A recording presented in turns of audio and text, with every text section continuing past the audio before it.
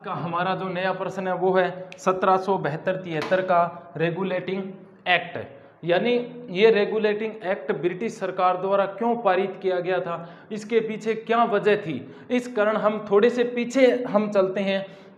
जब यानी ब्रिटिश सरकार जो एक सन 1600 ईस्वी में जो ब्रिटिश कंपनी भारत में व्यापार करने के लिए आई थी। कब? सन 1600 ईस्वी में जो ब्रिटिश कंपनी थी वो भारत के अंदर व्यापार करने आई थी। लेकिन एक समय जब एक ऐसा मोड़ आया जब उनको महत्वपूर्ण जो युद्ध थे, बक्सर और प्लासी का जो युद्ध था, उन दोनों को युद्धों को जीतकर जो कंपनी यहाँ व्यापार करने के लिए आई थी वो कंपनी अब धीरे धीरे भारत के शासन पर अपना जो पांव था वो जमाने लग गई थी। इसी से चलते हुए हम रेगुलेटिंग एक्ट से पहले की थोड़ी सी चर्चा करते हैं। जब सन 1765 के अंदर जो इलाहाबाद की संधि होती है, उस इलाहाबाद की संधि के अंतर्गत जो मुगल बादशाह शाह आलम था, उस शाह आलम ने अंग्रेजों को बिहार, उड़ीसा तथा बंगाल, ये जो तीन क्षेत्र थे, कौन कौन से? बिहार, उड़ीसा तथा बंगाल, इन तीनों क्षेत्रों की जो दीवानी अधिकार होते हैं, राजस्व संबंधी अधिकार होते हैं, वो अपने हाथ में ले लिए थे। किन्होंने? जो ब्रिटिश कंपनी थी उन्होंने बिहार, उड़ीसा तथा बंगाल के जो राजस्व संबंधी अधिकार थे, यानी जो रुपए पैसे वाले अधिकार थे, वो अपने क्षेत्र में अपने अंडर में कर लिए थे। इस कारण जो बंगाल, बिहार के अंदर राजस्व वसूला अंग्रेजों के द्वारा जाता था, राजस्व भी अंग्रेजों के द्वारा वसूला जाता था। लेकिन इस राजस्व के अंतर्गत जो कंपनी सरकार थी उनको भी धीरे धीरे घाटा लगने लग गया था। क्यों?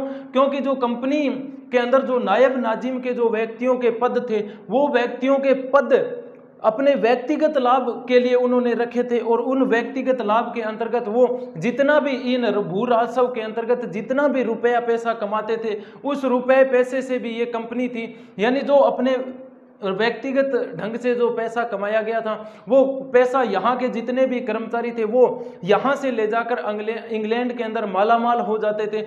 इस कारण वहाँ के लोग ये सोचते थे भी भारत के अंदर ऐसा क्या है जो ये लोग वहां से आते हैं, और इतना ज्यादा भारत के अंदर क्या धन है जिसके अंतर्गत ये जो लोग यहाँ से जाते हैं और वहां भारत से धन खरीद कर यहाँ आकर माला माल हो जाते हैं। इस कारण जब यानी बिहार, उड़ीसा तथा बंगाल के अंदर भी अंग्रेजों को जब राजस्व वसूलने के अंतर्गत राजस्व जब वसूला जाता था, उसके अंतर्गत भी उनकी कंपनी जब घाटे में जाने लगी, यानी घाटे में तो कंपनी कैसे जाएगी? जो कंपनी ने अपने निजी व्यापार यानी जो कर्मचारी छोड़े थे, वो कर्मचारी अपने व्यक्तिगत तौर का लाभ देखने लगे थे। क्योंकि अगर व्यक्तिगत तौर का लाभ देखेंगे तो वो क्या करेंगे भी, कंपनी तो घाटे में जाएगी। क्यों? क्योंकि वो जितना राजस्व या दीवानी का जो कार्य उनको मिला था, वो राजस्व का जितना भी कार्य होता था, रुपए पैसे होते थे, वो रुपए पैसे वो पूर्ण रूप से कंपनी को न दे करके अपने व्यक्तिगत तौर से मालामाल होकर यहाँ से इंग्लैंड चले जाते थे। अब जब सन 1765 के अंदर बिहार, उड़ीसा तथा बंगाल का जो दीवानी कार्य मिल जाता है किसको? यानी ये जो ब्रिटिश सरकार थी, नहीं ब्रिटिश कंपनी थी, उसके द्वारा, यानी जो मुगल बादशाह था, कौन? शाह आलम सेकंड द्वारा जब इनको यहाँ का उड़ीसा, बंगाल तथा बिहार का दीवानी जब कार्य सौंप दिया जाता है, तब यानी जो जितने भी व्यक्ति थे, यानी जो ब्रिटिश सरकार के जो कर्मचारी थे, वो क्या करते थे? अपना व्यक्तिगत जो धन था उस धन को कमाने में लग गए। कंपनी थी वो घाटे में आ गई। घाटे में आने के कारण ब्रिटिश सरकार जो कंपनी थी, इस ब्रिटिश कंपनी ने यानी जो ब्रिटिश सरकार थी, ब्रिटिश सरकार से इन्होंने एक लोन मांगा। क्यों मांगा लोन? क्योंकि भारत के अंदर जो इनकी कंपनी थी वो अब घाटे के स्तर पर जा रही थी, और जो कंपनी को चलाने वाले लोग थे वो मालामाल हो रहे थे। इसके पीछे कारण ये था जो यहाँ कंपनी के जो कर्मचारी थे वो अपने व्यक्तिगत धन, अपने खुद के रुपए पैसे यहाँ से ऐंठ करके, यानी इतना धन संपन्न जो बंगाल का क्षेत्र था, फिर भी कंपनी घाटे में कैसे गई? इस कारण जो ब्रिटिश कंपनी थी, इन्होंने ब्रिटिश सरकार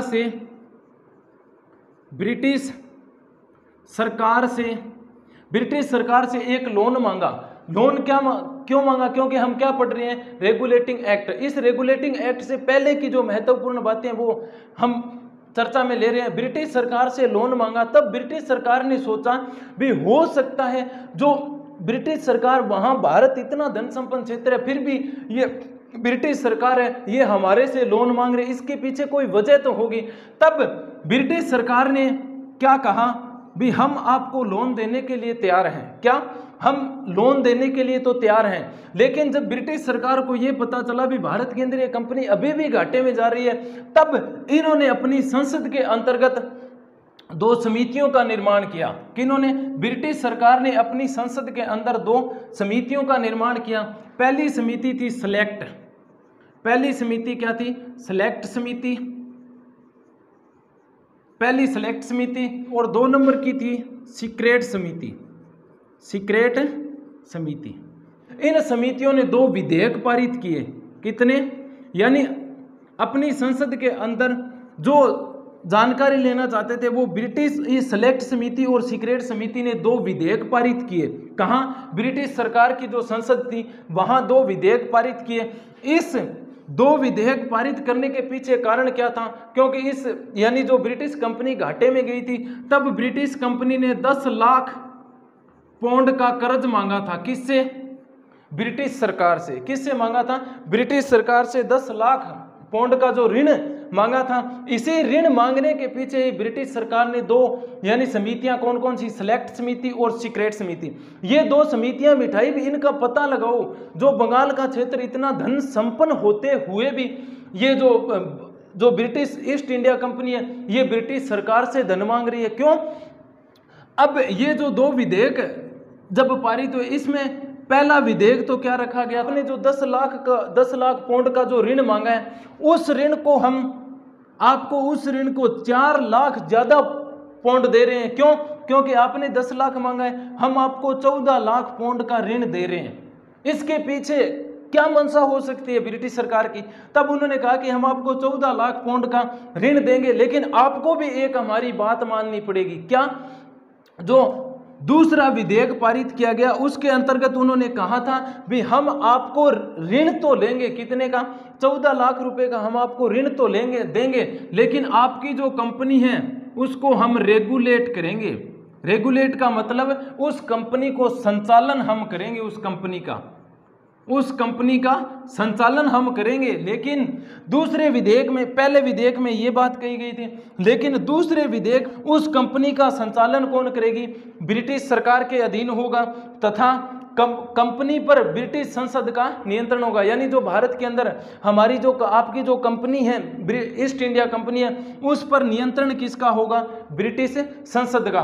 तो ये जो दूसरी विधेयक पारित किया गया और इसी दूसरे विधेयक के अंतर्गत जो बात कही गई थी, इसी को क्या कहते हैं? Regulating act 1773। East India company ये घाटे में क्यों जा रही है? तब ब्रिटिश सरकार ने यहां जो भारत के अंदर पहले गवर्नर का पद हुआ करता था, किसका? गवर्नर का पद हुआ करता था, उस गवर्नर के पद को अब गवर्नर जनरल कर दिया गया। क्या कर दिया गया? उस गवर्नर के पद को गवर्नर जनरल कर दिया गया तथा बंगाल का प्रथम जो गवर्नर जनरल था वो था Lord Warren Hastings. Lord Warren Hastings यानी ये उस समय 1772 के अंदर ही भारत का जो गवर्नर जनरल बनकर आया, कौन?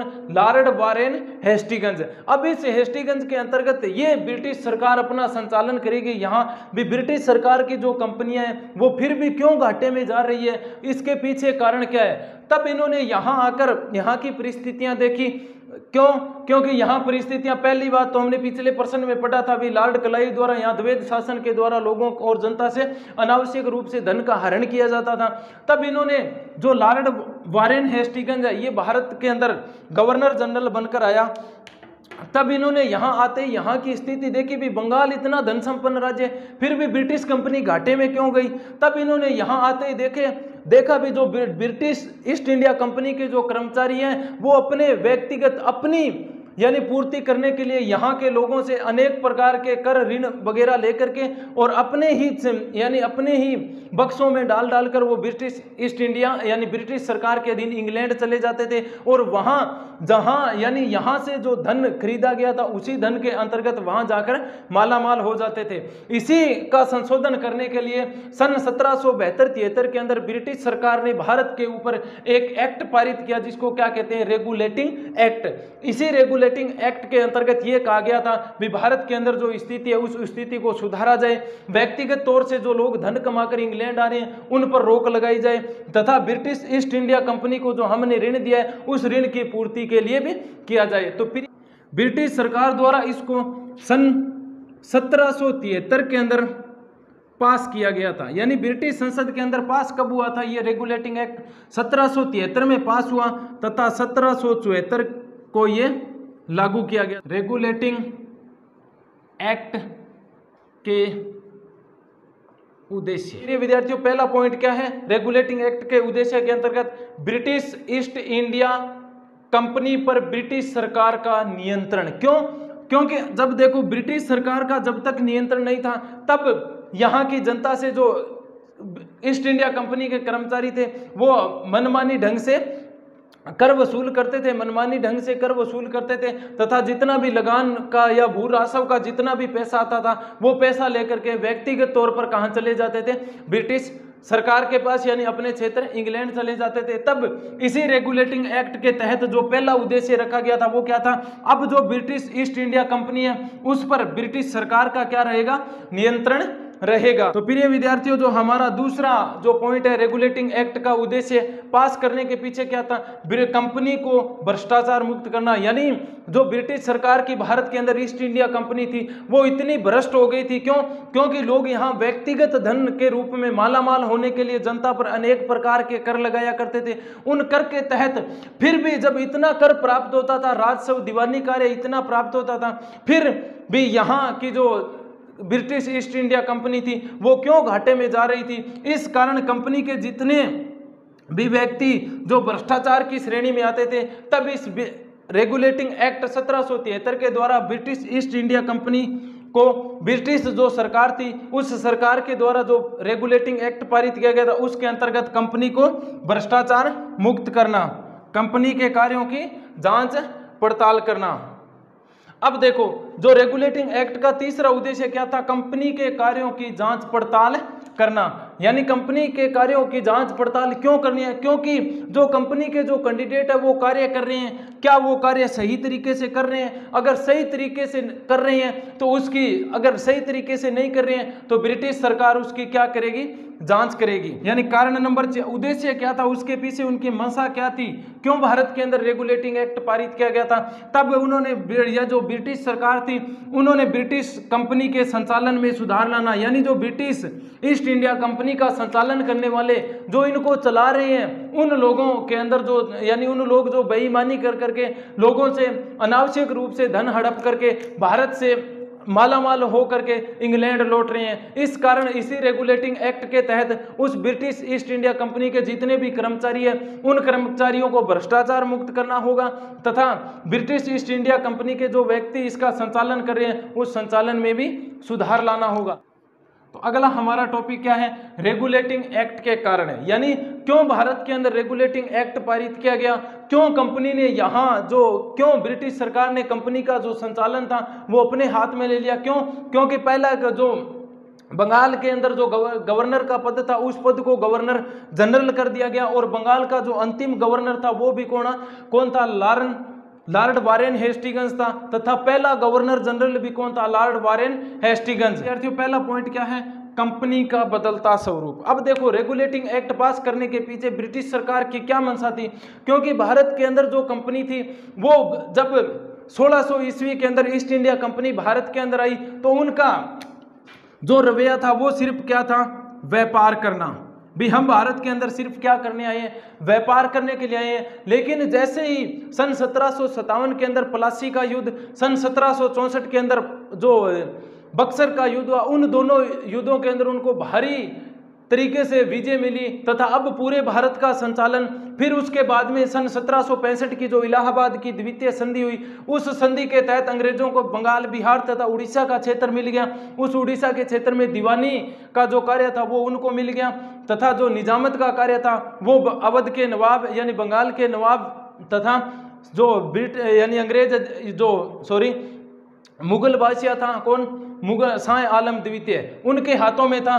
तब ब्रिटिश कंपनी ने जो 1773 का यानी जो ब्रिटिश सरकार ने 1773 का जो रेगुलेटिंग एक्ट पास किया था, उसके अंदर क्यों पास करने के पीछे पहला कारण क्या था, कंपनी का स्वरूप बदलता गया। क्यों? क्योंकि कंपनी भारत के अंदर आई तो किस लिए थी, कंपनी भारत के अंदर आई तो व्यापार करने के लिए थी, लेकिन उन्होंने व्यापार को छोड़कर भारत के प्रशासनिक क्षेत्र में हस्तक्षेप करना शुरू कर दिया। शुरू कर दिया, यानी उसका मकसद तो क्या था, भारत के अंदर व्यापार ही करना था। लेकिन जैसे ही बक्सर प्लासी के युद्ध में उनको विजय मिली, तब उन्होंने व्यापार पर तो अपना कब्जा जमा ही लिया, साथ ही साथ भारत के प्रशासनिक क्षेत्र में भी हस्तक्षेप करना प्रारंभ कर दिया था। तब रेगुलेटिंग एक्ट को पास करने का प्रिय विद्यार्थियों पहला कारण क्या है, कंपनी का बदलता स्वरूप, यानी जो एक कंपनी भारत के अंदर व्यापार करने के लिए आई, लेकिन वही कंपनी यहाँ के प्रशासन में अपना हस्तक्षेप करने लगी। दूसरा कारण क्या था, यानी जो ब्रिटिश कंपनी के कर्मचारियों का धन संपन्न होना। अब देखो, ब्रिटिश जो कंपनी थे उसके कर्मचारी कैसे धन संपन्न हो रहे थे, धन संपन्नता के कारण भी ब्रिटिश कंपनी को, यानी जो ब्रिटिश कंपनी थी उसको ब्रिटिश सरकार से लोन लेना पड़ा। क्यों? क्योंकि यहाँ जो ब्रिटिश कंपनी के कर्मचारी थे वो लोगों से लगान वसूल करके, लोगों से लगान वसूल करके और अपने व्यक्तिगत के अंतर्गत, यानी कंपनी के अंदर जमा न करवा करके और अपने व्यक्तिगत क्षेत्र के अंतर्गत यहाँ से भारत का जो माल था वो सिर्फ यहाँ से भारत के माल से ही माला माल होकर अपने खुद के पास में पैसा रख करके, कंपनी के पास में जमा न करा करके अपने व्यक्तिगत तौर से धन लेकर और इंग्लैंड के अंदर जा करके यहाँ भारत के धन से ही ऐश और आराम की जिंदगी जीने लगे थे। इस कारण ब्रिटिश जो ईस्ट इंडिया कंपनी थी उन्होंने अपना दूसरा जो रेगुलेटिंग एक्ट पास करने के पीछे जो उनकी दूसरी मंशा थी वो क्या थी कि भारत के अंदर जितने भी कर्मचारी हैं ब्रिटिश ईस्ट इंडिया कंपनी के, वो तो धन संपन्न हो रहे हैं, मालामाल होते जा रहे हैं, रुपया पैसा खजाना इंग्लैंड में जाकर खूब मालामाल ढंग से जिंदगी जी रहे हैं, फिर भी ब्रिटिश ईस्ट इंडिया कंपनी क्यों घाटे में जा रही है, इसकी जांच करने के लिए ही उन्होंने ये रेगुलेटिंग एक्ट पास किया। तो प्रिय विद्यार्थियों, दूसरा है कंपनी के कर्मचारियों का धन संपन्न होना। तीसरा कारण क्या है, कंपनी द्वारा ब्रिटिश सरकार को खिराज न देना।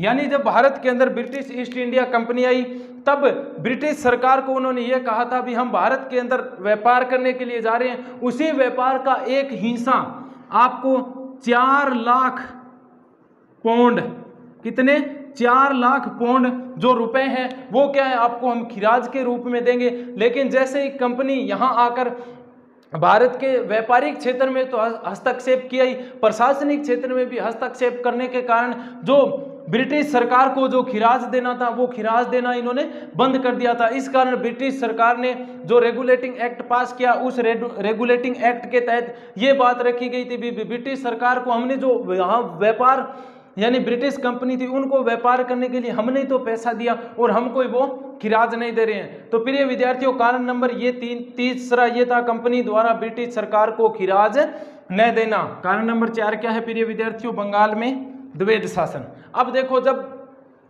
सन 1765 के अंदर लॉर्ड क्लाइव जब मुगल बादशाह शाह आलम से इलाहाबाद की संधि कर लेता है, सन 1765 के अंदर जो इलाहाबाद की संधि हुई, उस इलाहाबाद की संधि के अंतर्गत बिहार, बंगाल तथा उड़ीसा के क्षेत्र की जो दीवानी है वो, यानी जो राजस्व वसूलने का कार्य है वो अपने हाथ में ले लेता है। इस कारण जब बंगाल के अंदर उन्होंने द्वैध शासन लागू किया, जो हमने पिछली कक्षा में पढ़ा था, जो दोहरा शासन, यानी क्षेत्र एक हो तथा उस पर नियंत्रण करने वाली शक्तियां क्या हो, 2, उसी को क्या कहते हैं, द्वैध शासन।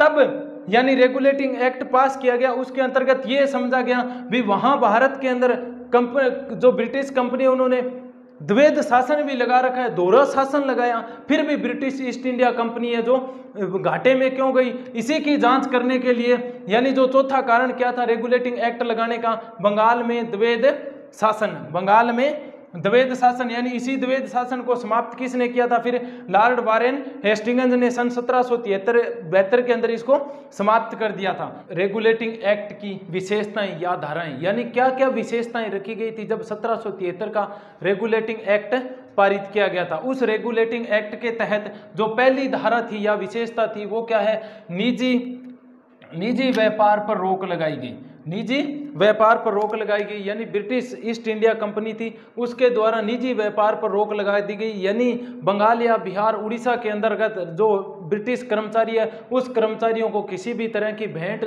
या उपहार स्वीकार नहीं करने पड़ेंगे। तो पहली क्या है, निजी कंपनी पर रोक लगाई गई, निजी व्यापार पर रोक लगाई गई।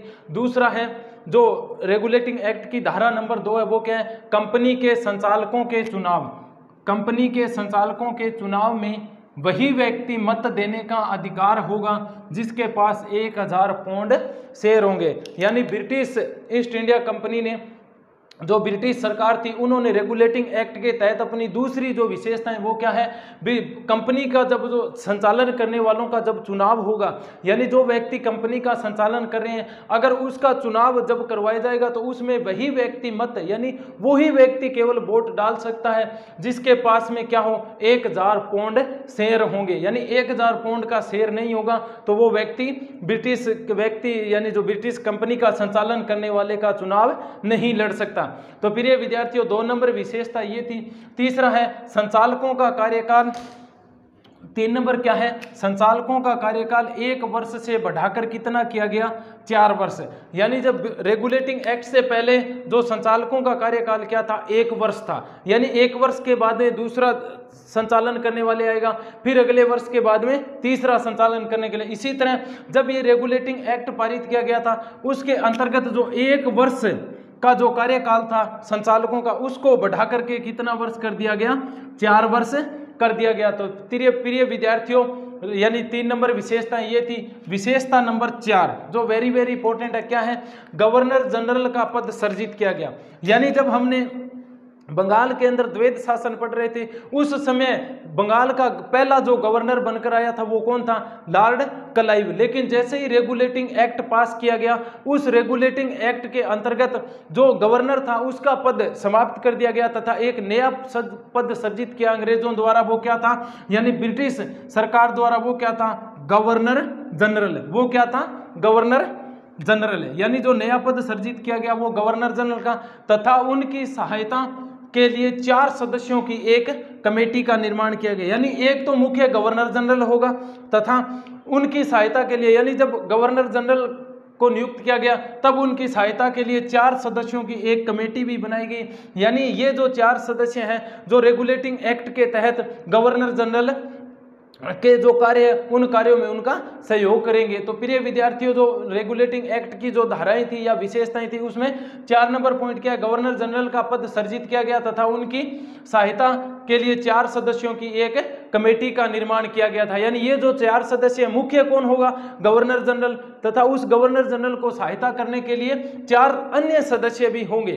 तो प्रिय विद्यार्थियों 5 नंबर जो धारा है वो क्या है, बंबई मद्रास के गवर्नरों को बंगाल के गवर्नर के अधीन किया गया। अब देखो जब रेगुलेटिंग एक्ट जो पारित नहीं हुआ था उससे पहले जिस तरह बंबई है मद्रास है इनके गवर्नर जनरल अलग अलग गवर्नर थे, वो अलग अलग हुआ करते थे। लेकिन जैसे ये रेगुलेटिंग एक्ट पास किया गया उसके अंतर्गत बंबई का गवर्नर तथा मद्रास का जो गवर्नर, दोनों जो गवर्नर हैं उन गवर्नर यानी जो गवर्नर थे उस गवर्नरों को बंगाल के गवर्नर जनरल के अधीन कर दिया गया। यानी अब ये दोनों हैं, जो बंगाल का गवर्नर और जो मद्रास का गवर्नर तथा मुंबई का जो गवर्नर है वो दोनों के दोनों इसी रेगुलेटिंग एक्ट के अंतर्गत किसके अधीन रहेंगे, बंगाल के गवर्नर के अधीन रहेंगे। तो 4 विशेषता नंबर 5 ये थी।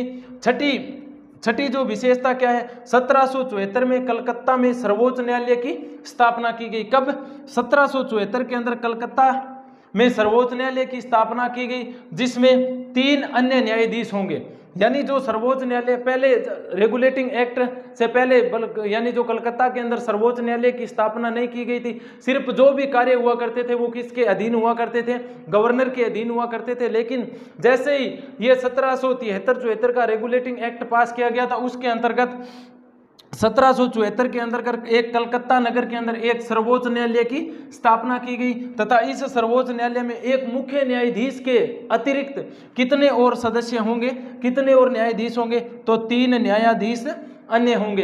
तो रेगुलेटिंग एक्ट की विशेषता नंबर 6 ये थी। 7वां जो विशेषता नंबर 7 क्या है, कंपनी के संचालकों, अब देखो जो यहाँ भारत के अंदर जो कंपनी का संचालन कर रहे हैं तथा भारत में स्थित कंपनी के बीच पत्र व्यवहार होगा, उनकी एक प्रति इंग्लैंड भेजी जाएगी। अब देखो जब रेगुलेटिंग एक्ट से पहले भारत के अंदर जो ब्रिटिश कंपनी थी तथा उस ब्रिटिश कंपनी को जो संचालन करने वाले व्यक्ति थे यानी उसका संचालन कर रहे थे, उसके बीच में जो भी कार्य हुआ करता था रेगुलेटिंग एक्ट से पहले तब उसकी कोई भी प्रति इंग्लैंड जो सरकार थी या ब्रिटिश सरकार थी उसके पास में नहीं भेजी जाती थी।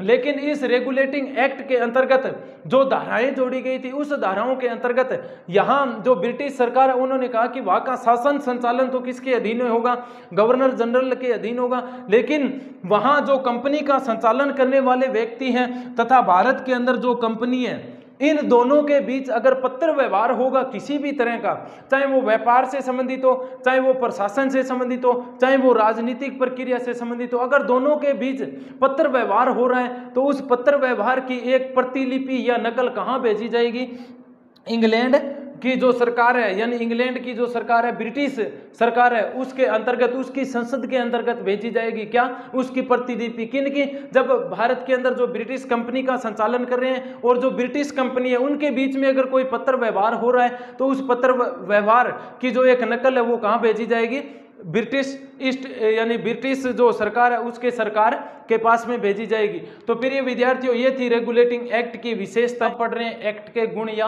लाभ, यानी जब ब्रिटिश ईस्ट इंडिया कंपनी के ऊपर ब्रिटिश सरकार द्वारा जो रेगुलेटिंग एक्ट पारित किया गया था, उस रेगुलेटिंग एक्ट पारित करने के पीछे यानी कौन कौन से उनको लाभ हुए और कौन कौन से गुण उनमें समाहित थे। तो उसके अंतर्गत प्रिय विद्यार्थियों पहला 1 नंबर क्या है, अधिनियम द्वारा कंपनी पर संसद का नियंत्रण किया गया। अधिनियम द्वारा कंपनी पर किसका नियंत्रण किया गया, संसद का। अब देखो जब पहले यहाँ रेगुलेटिंग एक्ट से पहले कंपनी के ऊपर किसी का नियंत्रण नहीं था, यहीं के संचालकों का नियंत्रण था और यहीं से धन कमाकर इंग्लैंड चले जाते थे। लेकिन जब कंपनी घाटे में चली गई थी तब इन्होंने जब ब्रिटिश सरकार से ऋण मांगा तब उन्होंने रेगुलेटिंग एक्ट के तहत अपनी कुछ बाध्यताएं उसमें निर्धारित की, भी जो राजस्व वसूल कर रहे हो आप उसका, यानी जो भी जितना भी पत्र व्यवहार होगा बंगाल के अंदर गवर्नर जनरल की स्थापना की जाएगी तथा कंपनी के ऊपर संचालन किसका होगा, ब्रिटिश जो सरकार है उसका।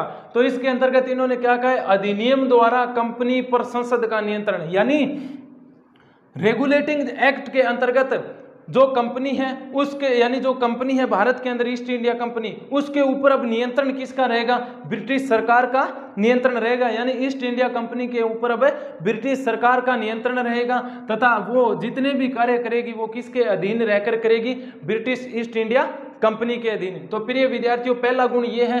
गुण नंबर 2, कंपनी के कर्मचारी यानी जितने भी भारत के अंदर कंपनी के कर्मचारी हैं वो न तो अब निजी व्यापार कर सकते, यानी यहां से ही धन खरीद करके खुद का ही व्यापार नहीं कर सकते तथा न उपहार आदि ले सकते। यानी किसी क्षेत्र में दूसरा कारण क्या है, कंपनी के जो कर्मचारी है निजी व्यापार तथा उपहार पर रोक लगा दी गई थी। यानी अब जो भारत के अंदर कंपनी के कर्मचारी हैं सभी तो एक जैसे नहीं है, लेकिन कुछ कर्मचारी अगर जनता के हित में कार्य कर रहे हैं तब जनता उनको अगर खुश होकर के कोई उपहार, नजराना या कोई भेंट देना चाहती है तो आज के बाद जब रेगुलेटिंग एक्ट पास कर दिया गया है उसके बाद में न तो वो जनता से उपहार ले सकती है, न उनसे भेंट प्राप्त कर सकती है, न कोई नजराना ले सकती है। साथ ही साथ ब्रिटिश कंपनी के जो संचालक हैं, जो संचालन करने वाले हैं, वो निजी व्यापार नहीं कर सकेंगे। यानी भारत के अंदर से ही धन को कमाया यानी माल को कमाया और भारत के अंदर ही किसी दूसरे के साथ व्यापार कर दिया।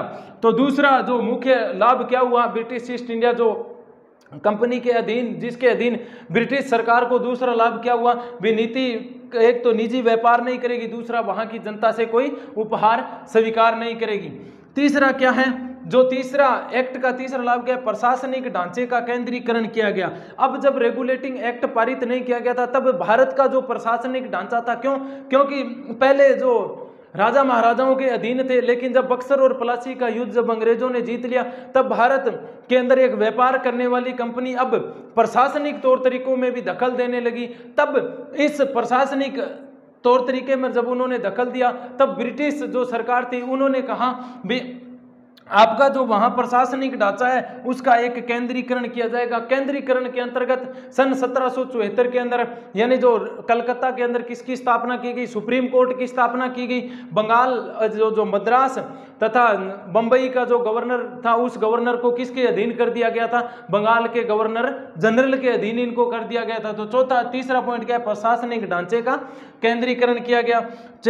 यानी जो लाभ नंबर 4 क्या है, संचालकों के कार्यकाल में वृद्धि की गई। यानी जब पहले जो संचालन करने वाले ब्रिटिश ईस्ट इंडिया कंपनी के जो कर्मचारी थे उनका कार्यकाल 1 वर्ष होता था, 1 वर्ष हुआ करता था, लेकिन जैसे ही रेगुलेटिंग एक्ट पास हुआ उस रेगुलेटिंग एक्ट के अंतर्गत जो कंपनी के कर्मचारियों का शासन 1 वर्ष था, उस 1 वर्ष को बढ़ाकर कितना वर्ष किया गया, 4 वर्ष किया गया, ताकि जो यहाँ बंगाल का क्षेत्र है उस बंगाल के क्षेत्र के अंतर्गत जो भी राजस्व के अंतर्गत जितनी भी प्रक्रियाएं होगी उसकी अच्छी तरह से जांच कर सके। इसी कारण जो 1 वर्ष का शासनकाल था उसको बढ़ाकर कितना कर दिया गया था, 4 वर्ष का शासनकाल कर दिया गया था।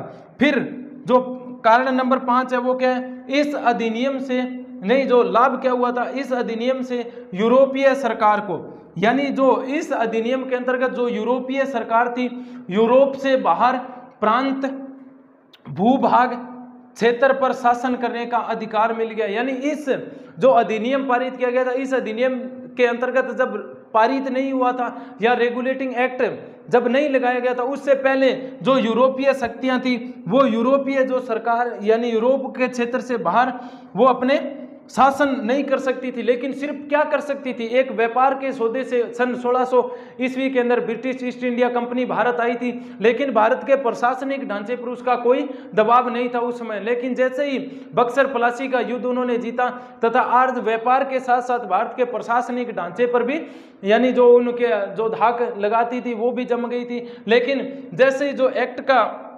रेगुलेटिंग एक्ट पास किया गया था उसके अंतर्गत जो यूरोपीय जो सरकार थी वो यूरोपीय सरकार यूरोप के बाहर भी भारत का जो प्रशासन है उसके ऊपर अपना यानी अधिकार मिल गया था, भी भारत से बाहर भी वो अपने शासन चला सकती है।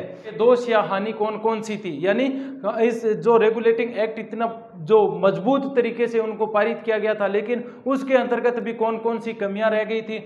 तो पहला जो कमी नंबर पहली है, बड़े हिस्सेदारों को मत देने का हक दिया गया। यानी जो हमने लाभ में पढ़ा था, जो 1000 शेयर पौंड जिस हिस्सेदार के पास में सिर्फ उनको ही सिर्फ वोट देने का हक दिया गया था। लेकिन इसके अंतर्गत जब हम हानि पढ़ते हैं तो उसके अंतर्गत पहली हानि क्या होती है, बड़े हिस्सेदारों को मत देने का हक दिया गया था। यानी जो बड़े बड़े यानी जो हिस्सेदार थे जिनके पास में अधिक से अधिक ज़्यादा शेयर होंगे या पौंड होंगे उन्हीं को ही हक दिया गया था। निम्न स्तर के जिस व्यक्ति के पास में कम पौंड या शेयर है उनको इसका हक नहीं दिया गया था। तो पहली हानि क्या हुई रेगुलेटिंग एक्ट की, भी बड़े बड़े हिस्सेदारों को मत देने का ही अधिकार दिया गया।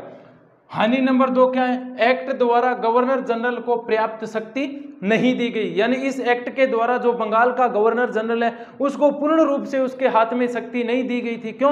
क्योंकि उसके ऊपर भी संचालन किसका हुआ करता था, ब्रिटिश सरकार का। अब जब उसको पूर्ण शक्ति पर्याप्त नहीं थी, इस पूर्ण शक्ति के अंतर्गत उनके जो बंगाल के यानी जो मद्रास के गवर्नर जनरल थे तथा यहाँ की जो सुप्रीम कोर्ट थी